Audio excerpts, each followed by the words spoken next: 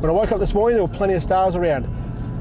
Now the stars are gone, there's a bit of cloud, which means we're on the edge of a bit of a storm perhaps, which could suggest that we're going to have a good sunrise.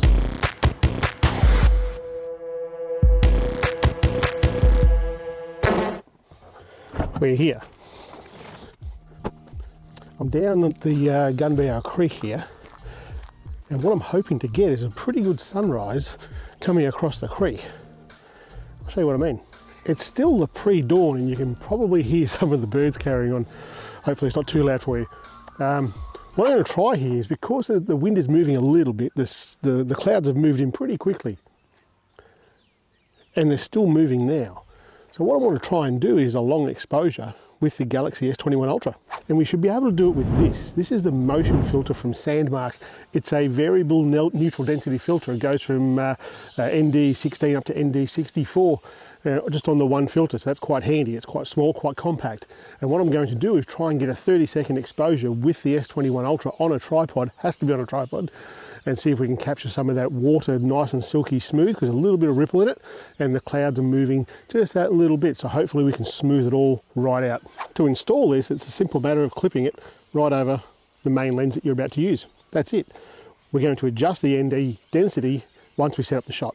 At the moment what I've done, I've set up Pro mode, 30 seconds, ISO 50, manually focused on those trees out there, and we'll see what we come up with. This is the test shot, and that's actually what I was hoping for. It's all blown out, it's way too bright. Let's put this filter kit on. Still set up, haven't moved it anywhere. I'm just going to place this over there right now. I'll just see where it's set to first. It is set to ND8 first. We'll put that down, straight over the top of that lens, and we'll take another test shot. All right, that second shot, still a bit too bright. We're going to adjust that ND right now. We're going to bring it up higher. We might even go all the way to the end and we'll see how far we can get it. We'll go back now. I've already set everything up, and it's a matter now of just taking that other shot. Doing long exposure with the Android phones is generally pretty hard, because versus the iOS, I mean, there's so many apps, like even longer, slow shutter cam, nightcap app. There's so many apps on the iOS that you can do this with. But with Android, it's just not the case. You need to treat it more like a proper manual camera. And to do that with those, well, you need an ND filter. And that's what we're doing here. Basically, it's making the whole scene darker so you can shoot for longer and capture that motion blur in the shot. And I reckon we've got it now. Now that one looks a lot better. There's a bit of motion blur in that photo, looks pretty bloody good. What I'm going to do is capture a few of these and we'll blend them together and make a really, really effective long exposure photo out of the Android phone. It'll look pretty bloody good. Just the 30-second photo is pretty bloody good, I think. For an Android phone to be able to shoot manually for 30 seconds, well, that's just fantastic. And to do it during the day, capture that motion movement, well, it's just great. But I want to really push this harder, like what I did with my photos from New Zealand when I was shooting photos of 10, 15, 20 minutes long with those ND filters in front of the camera. So how do we do it with the phone? Well, the trick is to take multiple exposures from the same location, 30 seconds each, bring them onto the computer, and we're going to merge them. So here are these 6 photos that I've got. They're in Adobe Lightroom right now. If we just go through them left to right, and you can see as I was taking these photos, it was getting that little bit brighter because the sun was coming up through the time of these photos. So it's about 3 minutes long, these ones. So we'll do a quick edit on these and decrease the contrast a little bit. Increase the highlights. No, we'll decrease the highlights. Bring the shadows up, bring the whites up, and the blacks slightly up. And that's probably all I want to do with them right for now. So I'll just highlight the lot of those with the shift and the click, and then synchronize those settings.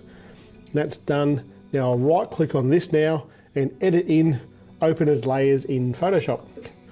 All these layers now are opened up in Photoshop. You can see them down the right hand side there. I'll click on the top one, scroll down to the bottom, shift click, right click now, and go convert to a smart object. This will take a little bit of time depending on your computer, how much resources that you have there. Now that we've got a smart object there, go up to layer, go down to smart objects, go down to stack mode, and we're going to go to mean. This again is going to take a little bit of time, and what it's going to do now is find the averages, if you like, across that whole image. It's going to stack them together, and bam, we are done.